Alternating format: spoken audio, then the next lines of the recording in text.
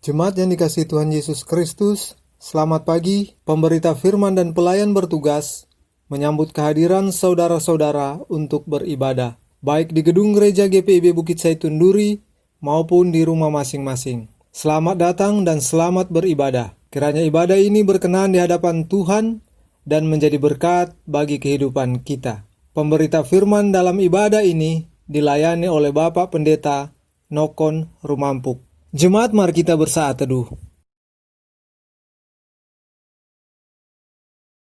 Jemaat, silakan berdiri untuk menyambut firman Tuhan hadir di tengah-tengah persekutuan kita.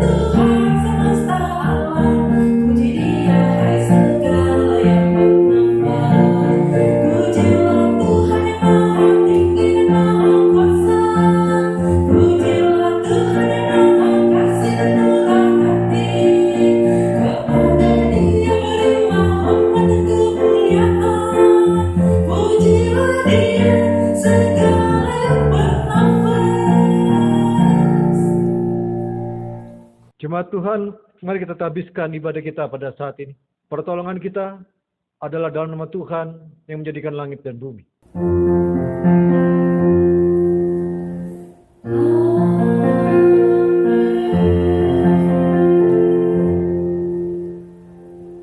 Yeremia pasal 2 ayat 14. Adakah Israel itu budak atau anak budak? Maka mengapa ia menjadi rampasan? Jemaat, terimalah salam, kasih, karunia, rahmat, dan damai sejahtera dari Allah Bapa dan Kristus Yesus Tuhan kita menyertai engkau. Dan menyertaimu juga.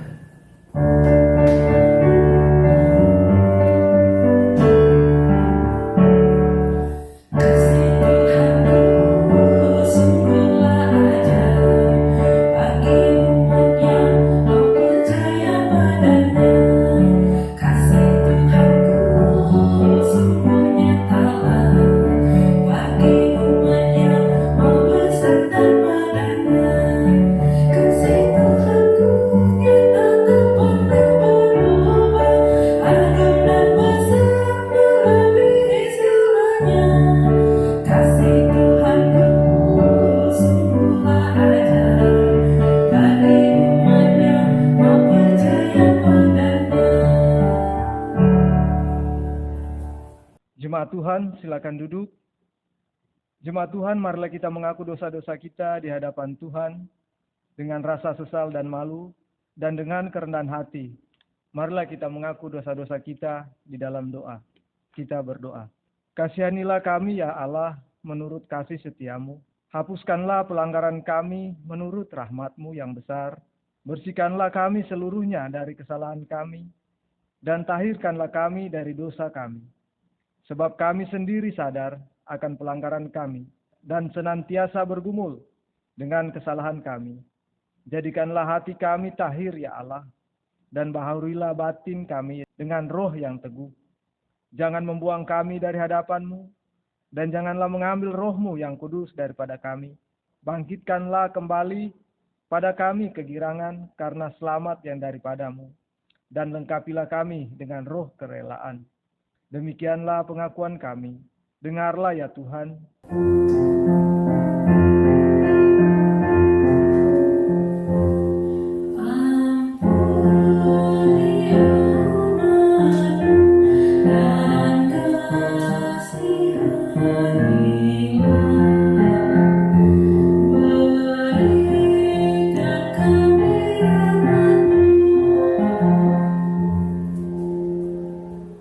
Kepada setiap orang yang telah mengaku dosa dan bertobat, sampaikan berita anugerah pengampunan seperti yang tertulis dalam kitab Yesaya, pasal 12 ayat 2 sampai dengan ayat yang ketiga, yang menyatakan, sungguh Allah itu keselamatanku. Aku percaya dengan tidak gemetar, sebab Tuhan Allah itu kekuatan dan mazmurku. Ia telah menjadi keselamatanku. Maka kamu akan menimba air dengan kegirangan dari mata air keselamatan. Berdasarkan firman Tuhan ini sebagai pelayan Yesus Kristus, kami beritakan bahwa pengampunan dosa telah berlaku dalam nama Bapa, Anak, dan Roh Kudus. Syukur kepada Tuhan. Amin.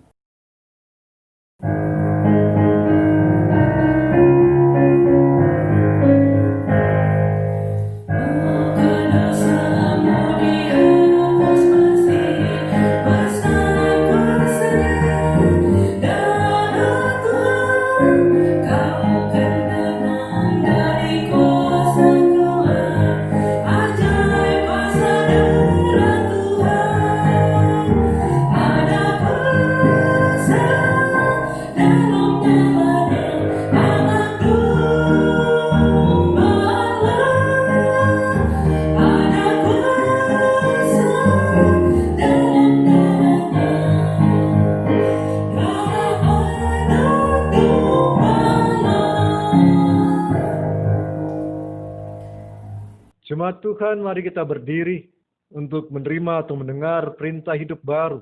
1 Petrus pasal 2 ayat yang ke-9 menyatakan, tetapi kamulah bangsa yang terpilih, imamat yang rajani, bangsa yang kudus, umat kepunyaan Allah sendiri. Supaya kamu memberitakan perbuatan-perbuatan yang besar dari Dia, yang telah memanggil kamu keluar dari kegelapan kepada terangnya yang ajaib. Roh Kudus menolong kita mewujudkan kemuliaan Allah dalam seluruh hidup dan kesaksian kita di dunia.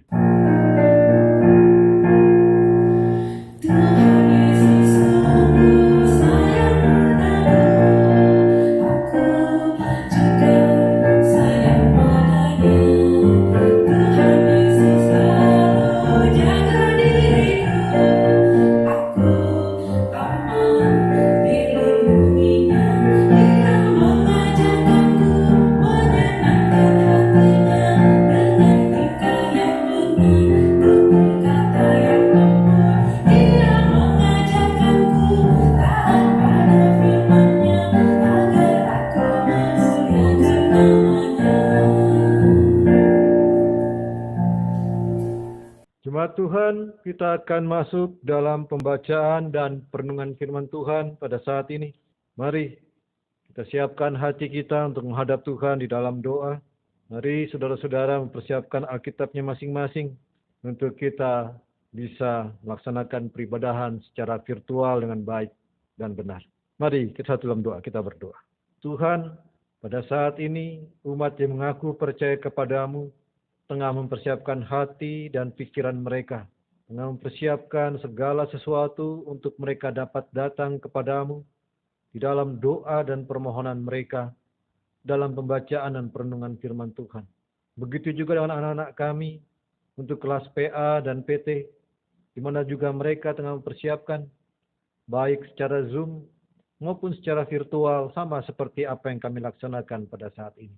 Kau berikan kemampuan kami untuk dapat berkata-kata seputar firman-Mu, agar kami yang membaca dan merenungkan secara virtual atau menyaksikan peribadahan ini, kami dapat menjadi pelaku-pelaku firman-Mu di masa-masa pandemi virus corona ini. Bersabdalah ya Bapa, karena kami anak-anak-Mu telah siap untuk mendengarkannya. Amin. Jemaat Tuhan, mari kita berdiri untuk mendengarkan firman Tuhan. Haleluya.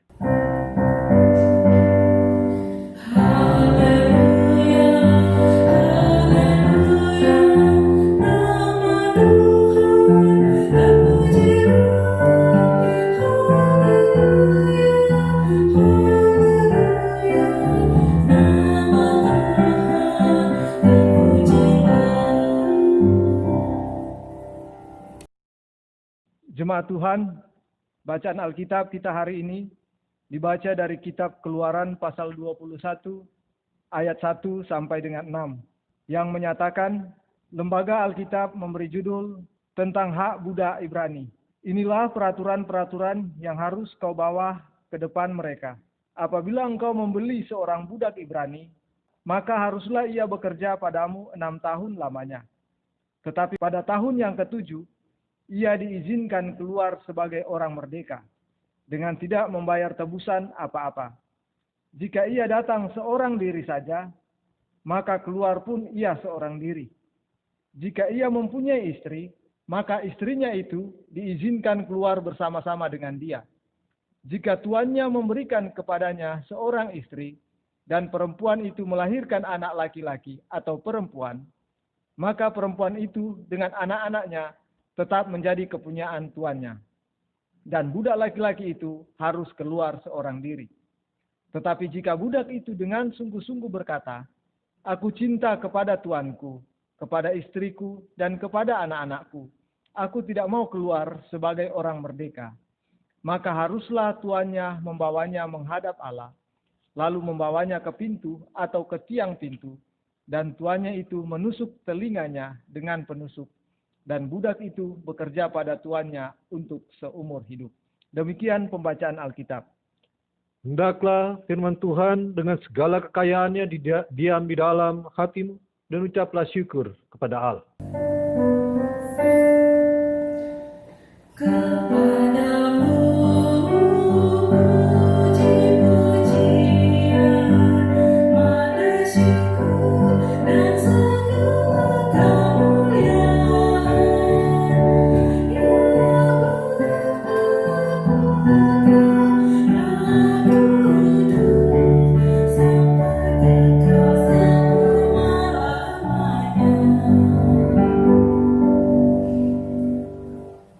Jemaat yang dikasihi Tuhan kita Yesus Kristus, kitab Keluaran atau kitab Exodus dalam bahasa Ibraninya menceritakan tentang keluarnya bangsa Israel dari tanah Mesir atau tanah perbudakan setelah kurang lebih 350 tahun mereka ada di lingkungan bangsa Mesir. Mulai dari orang-orang yang begitu menghormati orang-orang Israel, hingga akhirnya ketika pemimpin Mesir sudah tidak mengenal lagi akan pemimpin-pemimpin orang Israel yang ada di tengah-tengah lingkungan orang Mesir. Hingga akhirnya bangsa itu kini menjadi bangsa yang diperbudak oleh orang-orang Mesir. Karena Tuhan telah berjanji kepada nenek moyangnya Abraham, Ishak, dan Yakub, maka Allah melalui Musa, panjangan tangannya, suaranya atau firman-Nya, ingin membawa bangsa itu keluar dari tanah perbudakan menuju tanah yang telah Ia persiapkan, yaitu Kanaan. Melalui Musa, bangsa itu keluar. Dan oleh karena itu, kitab Keluaran atau Exodus ini ada dua hal inti dari bacaan kita, dari kitab Keluaran ini. Pasal 1 sampai dengan pasal yang ke-40. Terbagi dalam dua bagian besar. Pasal 1 sampai pasal 18 menceritakan tentang pembebasan orang Israel dari tanah perbudakan hingga akhirnya mereka berhasil melewati Laut Teberau. Dan hal yang inti berikut atau bagian yang kedua adalah pengukuhan Tuhan sebagai Tuhan mereka atau pengukuhan dirinya, huruf besar, sebagai Tuhan mereka melalui perjanjian di Gunung Sinai. Itu ada dalam pasal 19 sampai dengan pasalnya yang ke-40. Karena sekarang orang-orang Israel sudah mengikat janji dengan Allah, maka pertanyaan berikut adalah, apakah bangsa Israel adalah bangsa budak? Sebab kalau kita membaca dan merenungkan firman Tuhan pada pagi hari ini, kita melihat aturan main yang ada dalam lingkungan orang-orang Israel saat itu. Jadi pertanyaan sama seperti nats pembimbing kita yang kita baca sebelum peribadahan ini, sebelum kita masuk dalam perenungan, yaitu, adakah Israel itu budak atau anak budak? Israel bukan bangsa budak. Israel adalah bangsa pemimpin. Israel adalah bangsa yang dituntun langsung oleh Tuhan. Kalau kita membaca nantinya pada ayat berikut, khususnya pada pasal 21, ayatnya yang ke-12 sampai dengan ayatnya yang ke-17. Kita akan melihat pada ayat yang ke-15 dan 17 pada bacaan hari Senin. Di sana ada kitab atau ayat yang mengatakan, khusus ayat 15 dan ayat yang ke-17, siapa yang memukul ayahnya atau ibunya, pastilah ia dihukum mati. Dan ayat 17, siapa yang mengutuki ayahnya atau ibunya, pastilah ia dihukum mati. Ia pasti dihukum mati. Kalimat ini atau hukuman ini tidak ada pada bangsa-bangsa lain. Bangsa-bangsa yang ada di sekitar orang-orang Israel atau orang-orang Babel atau orang-orang Kanaan tidak mengenal hukum ini. Dan oleh karena itu, melalui aturan yang ketat atau ketaatan, orang-orang Israel mencoba menjalani apa yang menjadi perintah Tuhan dalam kehidupan mereka. Setelah sebelumnya, pasal ke-20, Israel sudah menerima ke-10 firman Tuhan itu. Dan sekarang, bangsa itu mencoba untuk dapat mengenali siapa dirinya. Caranya adalah dalam bacaan kita dengan mengatakan, jika engkau mengambil seorang budak, apabila engkau membeli seorang budak Ibrani, maka haruslah ia bekerja padamu 6 tahun lamanya. Silakan. Engkau bekerja atau mempekerjakan dia. Tapi ada saat di mana engkau harus membebaskan dia. Karena ia bukan budakmu 100%. Karena ia bukan budakmu yang kau tindas dia. Sama seperti dahulu ketika orang-orang Israel mengalami penindasan di tanah Mesir. Pengalaman yang pahit itu cukup. Tinggalkan di Mesir. Sekarang engkau adalah bangsa pilihan ketika engkau sudah mengikat janji dengan Allah. Sekarang engkau adalah bangsa di mana Allah menuntunmu. Jadi sebagai bangsa yang dituntun oleh Allah, otomatis Israel adalah bangsa yang dilihat oleh bangsa-bangsa lain. Di mana hanya Israel lah bangsa yang dituntun oleh Allah. Atau bangsa yang percaya kepada Allah. Dan oleh karena itu aturan disampaikan. Aturan main sudah dijelaskan. Apa yang harus dikerjakan ketika kita mengambil seorang budak Ibrani. Tujuannya adalah bukan untuk memperbudak dirinya, tapi untuk mempekerjakan hingga pada waktunya engkau harus membebaskan dia. Dan aturan selanjutnya sudah dijelaskan. Bagaimana ketika ia menikah, apakah pasangan yang ia nikahi itu asal daripadamu, atau dia mengenal, atau dia saling berpacaran sebelumnya hingga akhirnya mereka memutuskan untuk menikah. Sudah dijelaskan. Kalau dia merupakan budak yang daripadamu atau pemberian yang daripadamu, maka ketika sang laki-laki akan pergi atau mengakhiri masa tugasnya, maka dia harus meninggalkan istrinya. Atau kalau memang istrinya itu merupakan pasangan hidupnya yang telah ia bawa sebelumnya, maka ia harus ketika waktunya tiba, ia harus kembali bersama-sama dengan sang suami. Keluar dari tempat itu. Aturan main sudah jelas. Agar tidak ada lagi penindasan. Agar tidak ada lagi hal-hal yang merugikan.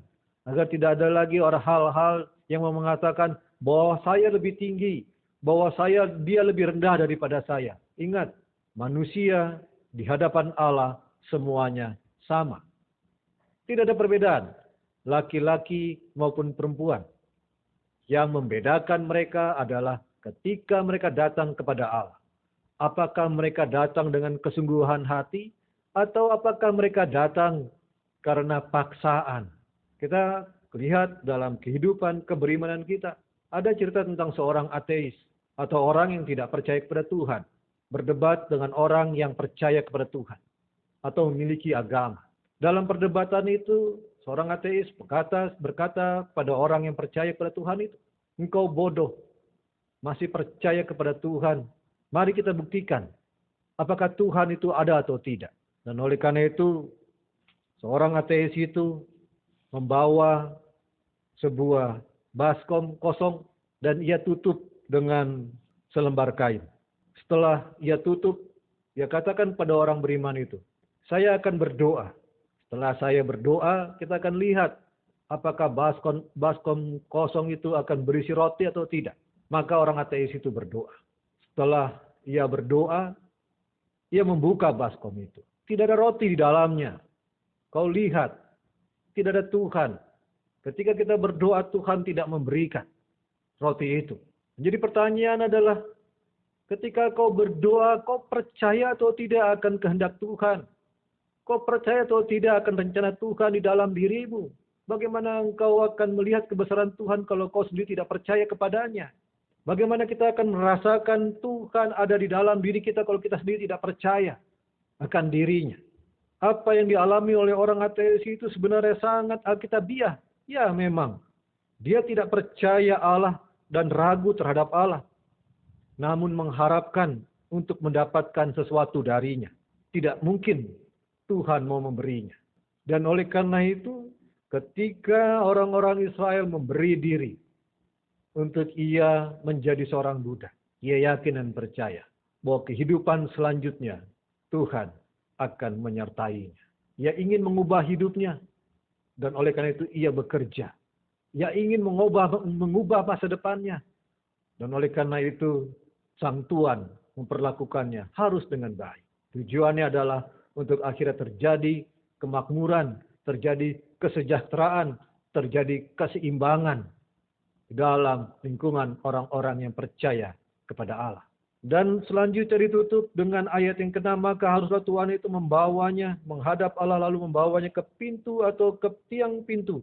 Dan Tuhan itu menusuk telinganya dengan penusuk dan budak itu bekerja pada tuannya untuk seumur hidupnya. Itu pilihan.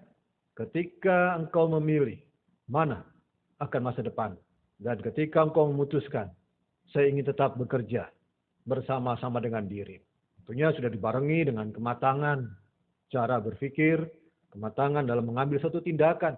Dan ia memutuskan untuk tetap mengabdi pada Tuhan yang sama. Saudara-saudara yang kasih Tuhan kita Yesus Kristus, kita sudah mengabdi pada Tuhan yang sama. Yaitu Tuhan yang telah menuntun bangsa Israel. Akan tetapi ada kalanya keraguan itu muncul di dalam diri kita. Keraguan itu yang bagaimana? Ada sebuah ilustrasi yang menceritakan tentang sebuah keraguan yang begitu amat besar. Padahal hal itu sudah Tuhan berikan sebelumnya, yaitu keselamatan yang daripadanya.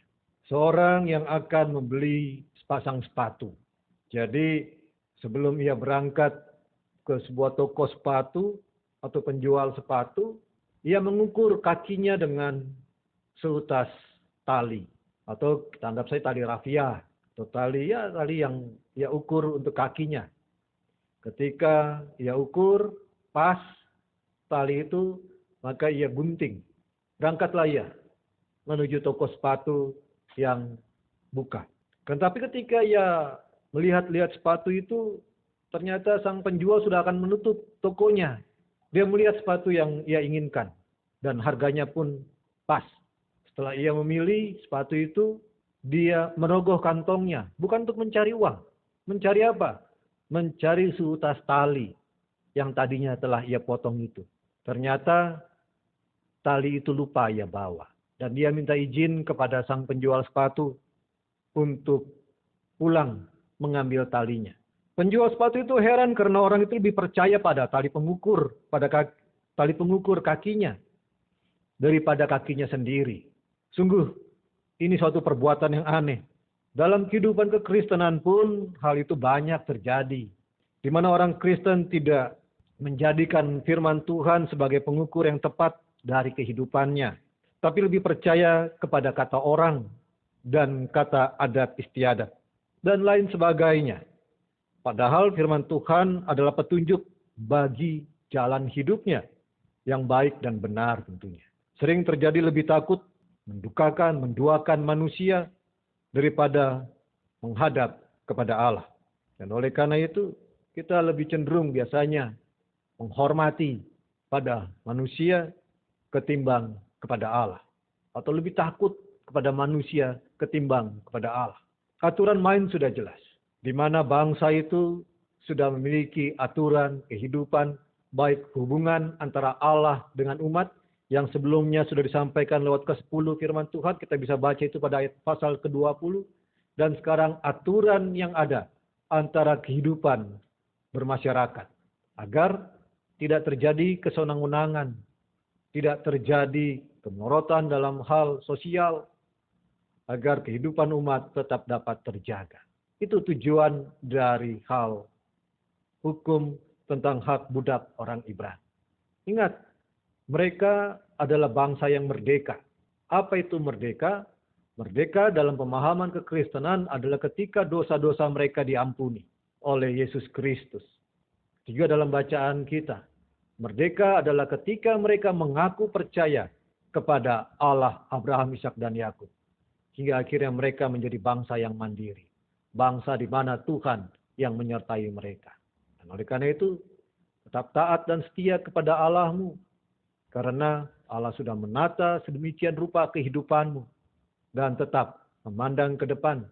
Jangan melihat ke kanan dan ke kiri. Karena nantinya engkau akan terpengaruh dengan gaya kehidupan yang kau sendiri tidak akan sanggup untuk melakukannya atau menjalaninya. Berjalan bersama-sama dengan Allahmu, dengan keyakinanmu, Dia akan selalu menjaga dan memberkatimu. Kita aminkan firman Tuhan pada saat ini.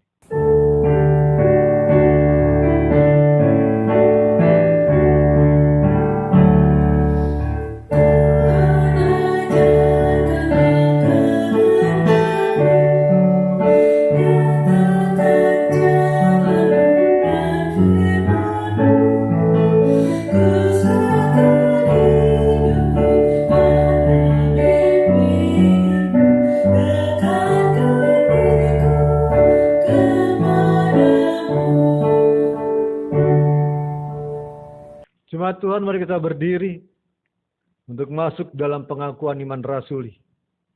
Hendaklah masing-masing kita mengaku percaya. Aku percaya kepada Allah, Bapa yang Maha Kuasa, Khalik langit dan bumi. Dan kepada Yesus Kristus, Anak yang tunggal Tuhan kita, yang dikandung daripada Roh Kudus, lahir dari darah Maria, yang menderita di bawah pemerintahan Pontius Pilatus. Disalibkan, mati, dan dikuburkan. Turun dalam kerajaan maut, pada hari yang ketiga bangkit dari antara orang mati. Naik ke surga, duduk di sebelah kanan Allah, Bapa yang Maha Kuasa, yang akan datang dari sana untuk menghakimi orang yang hidup dan yang mati. Aku percaya pada Roh Kudus, gereja yang kudus dan persekutuan orang kudus, pengampunan dosa, kebangkitan daging, dan hidup yang kekal. Ya, Bapak Ibu dan saudara-saudara, mari kita satu dalam doa di dalam doa syafaat kita. Kita satu dalam doa, kita berdoa. Bapa, kami telah membaca dan merenungkan firman-Mu. Kami bersyukur. Allah kami Allah yang membebaskan. Allah kami Allah yang selalu menuntun umat-Nya. Hingga akhirnya mengikat janji. Umat yang setia kepadamu mengikat janji setia kepadamu di Gunung Sinai. Dan oleh karena itu, ketika kami baca dan merenungkan firman-Mu pada saat ini, kami teringat akan diri kami masing-masing. Tuhan, di tengah-tengah keterbatasan dalam kehidupan ini, Engkau memberikan kami sesuatu yang luar biasa, yaitu keselamatan, yaitu berkat, untuk kami dapat mengolahnya dengan baik. Untuk kami dapat memaknai pemberian Tuhan itu di dalam diri kami. Dan bersama-sama dengan jemaat-Mu pada saat ini kami berdoa. untuk apa yang menjadi rencana Tuhan selanjutnya di dalam kehidupan keberjemaatan kami. Khususnya bagi mereka yang di sepanjang minggu ini merasakan karya Tuhan dalam pertambahan usia yang akan mereka alami. Kami berdoa untuk Allen dan Aaron Mondoringin, putra dari Bapak Moses Mondoringin. Kami berdoa untuk Nyonya Hiti Pasaribu. Kami berdoa untuk Stanley Stinjak, putra dari Bapak Rahman Stinjak. Tuhan, Engkau berkati baik anak-anak kami maupun orang tua kami yang mengalami pertambahan usia. Kami bersyukur bagi anak-anak kami, Kau berkati dalam tumbuh kembang mereka, agar mereka dapat memberikan yang terbaik bagi orang tua mereka. Kami berdoa untuk orang tua kami, untuk Ibu Hiti dalam pertambahan usia yang ia alami. Biarlah kiranya ia dapat menjadi orang tua yang dapat memberikan yang terbaik bagi seisi rumah tangganya dan bagi anak-anaknya yang terpisah jauh dengan dirinya. Kau berikan hikmat yang daripadamu dalam ia sebagai seorang ibu rumah tangga. Kami juga berdoa untuk mereka yang saat ini merayakan sepanjang minggu ini, merayakan hari ulang tahun pernikahan mereka, yaitu keluarga Bapak Dorman Simanungkalit dan keluarga Bapak Simon Simanungkalit. Tuhan Yesus, kiranya Engkau berkati lewat pertambahan usia yang mereka alami. Biar kira kebahagiaan selalu melingkupi kehidupan rumah tangga mereka, hari lepas hari. Bapa, di tengah-tengah kebahagiaan yang dirasakan dalam kehidupan keberimanan, saat ini kami juga berdoa untuk mereka yang tengah berduka cita, yaitu keluarga besar Bapak Ibu Timbul Siboya, di mana pada beberapa waktu lalu Engkau telah memanggil kembali Opung Andi Doli kembali kepadamu. Tuhan, kiranya Engkau berkati, memberikan penghiburan yang daripadamu, agar mereka dapat merasakan sukacita yang daripadamu, karena mereka yakin dan percaya orang tua mereka kini sudah ada bersama-sama dengan Allah. Saat ini kami juga berdoa untuk jemaat-Mu yang butuhkan pertolongan daripadamu. Di khusus, kami tetap berdoa atau menyampaikan atau membawa di dalam doa untuk kesehatan daripada Bapak John Tahapari. Tuhan, hingga pada saat ini ia masih menetap di Jakarta untuk dapat melaksanakan terapi, untuk ia dapat kembali beraktivitas sama seperti dahulu. Engkau berkati usaha-usaha yang dilakukan oleh keluarga. Engkau berkati, berikan semangat bagi Bapak John Tahapari untuk ia dapat merasakan kesembuhan daripadamu. Itulah doa dan harapan kami ya Bapa. Berkati kami warga jemaat-Mu, jauhkan dari sakit penyakit, agar kami dapat selalu memberikan yang terbaik sebagai ungkapan syukur hati kami. Tak lupa juga kami berdoa untuk Saudari Pinkan Senduk, anak dari Bapak Maksi Senduk, yang pada beberapa waktu lalu juga menjalani operasi di Semarang. Tuhan, Kau berkati pasca operasi yang dilaksanakan oleh Pinkan, untuk Pinkan dapat kembali melakukan rutinitasnya. Inilah doa kami ya Bapa. Ampuni segala dosa dan pelanggaran kami agar kami layak membawa doa ini. Hanya di dalam nama Yesus Kristus Tuhan dan Juru Selamat kami yang hidup, yang telah mengajar kami berdoa. Bapa kami yang di surga, dikuduskanlah nama-Mu, datanglah kerajaan-Mu, jadilah kehendak-Mu di bumi seperti di surga. Berikanlah kami pada hari ini makanan kami yang secukupnya, dan ampunilah kami akan segala kesalahan kami, seperti kami juga mengampuni orang bersalah kepada kami. Dan jangan bawa kami dalam pencobaan, tapi lepaskanlah kami daripada yang jahat.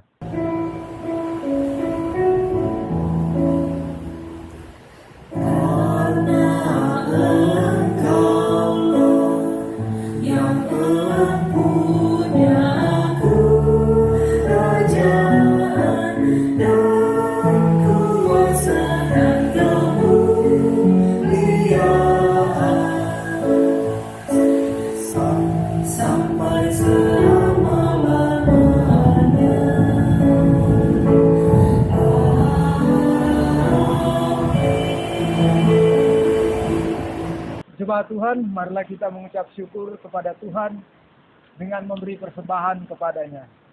Dengarlah firman-Nya di dalam kitab Amsal pasal 3 ayat 9 sampai dengan 10 yang menyatakan, muliakanlah Tuhan dengan hartamu dan dengan hasil pertama dari segala penghasilanmu.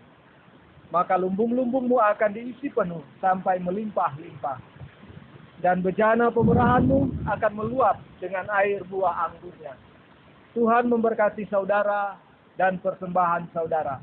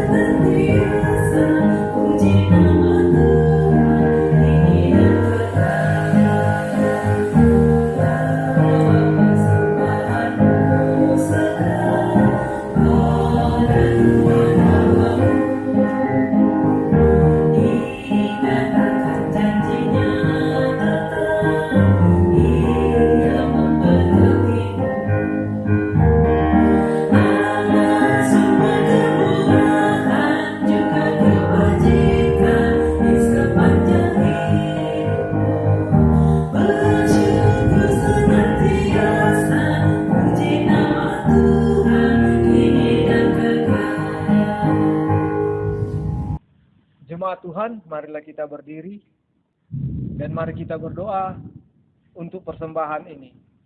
Kita berdoa. Ya Tuhan, terima kasih untuk persekutuan bersama saudara seiman. Terima kasih atas cinta kasih serta pemeliharaanmu, sehingga kami dimampukan untuk memberikan persembahan syukur ini. Berkatilah mereka yang mengelolanya, agar dapat digunakan sebagai alat pewartaan sabda kebenaran. Dalam Yesus Kristus kami berdoa. Amin. Jemaat silakan duduk. Mohon perhatian bagi Bapak Ibu Saudara sekalian atas beberapa hal yang akan disampaikan pada kesempatan ini. Petugas dalam ibadah hari Minggu online ini, pelayan firman, Bapak Pendeta Nokon Rumampuk, pianis, Ibu Rini Sibarani Buru Panggabean, Prokantor, Nyonya Natalia Rumampuk. Kiranya Tuhan memberkati kehidupan dan pelayanan Bapak Ibu Saudara sekalian. Berita duka, telah kembali dalam pangkuan Bapa di sorga, Opung Andika Sibuya Doli. Orang tua dari Bapak Timbul Sibuya pada hari Senin tanggal 17 Agustus 2020 pukul 16.20 waktu Indonesia Barat di Rumah Sakit Umum Daerah Pekanbaru. Tutup usia 80 tahun. Majelis beserta seluruh warga jemaat mengucapkan turut berduka cita.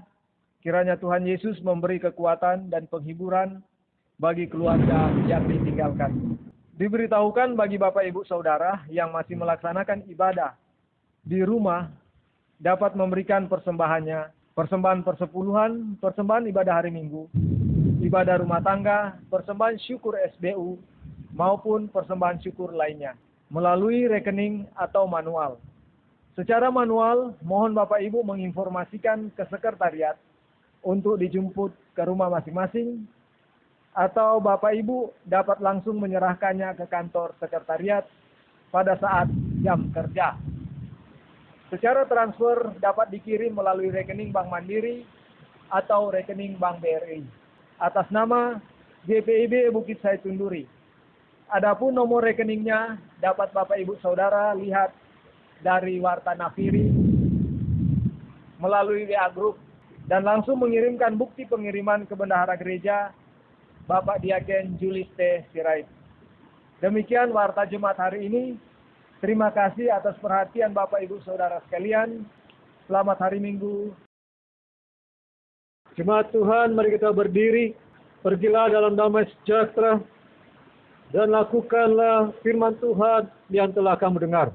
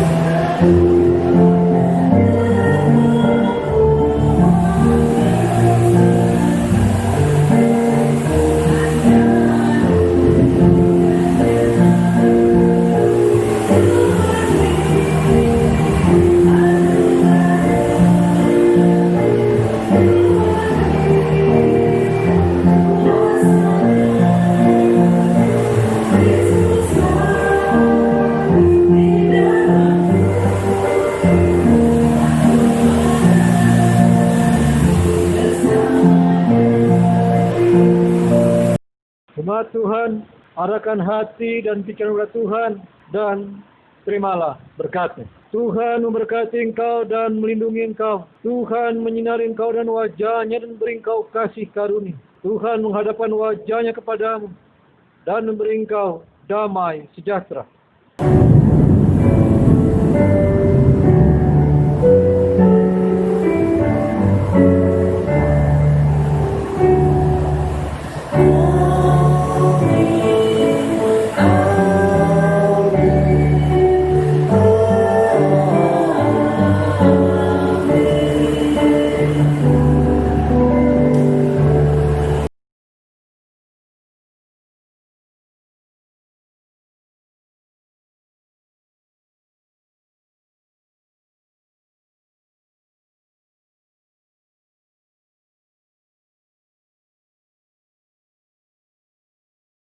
Kami yang bertugas di ibadah hari Minggu ini mengucapkan selamat hari Minggu. Tuhan Yesus memberkati Bapak Ibu Saudara sekalian.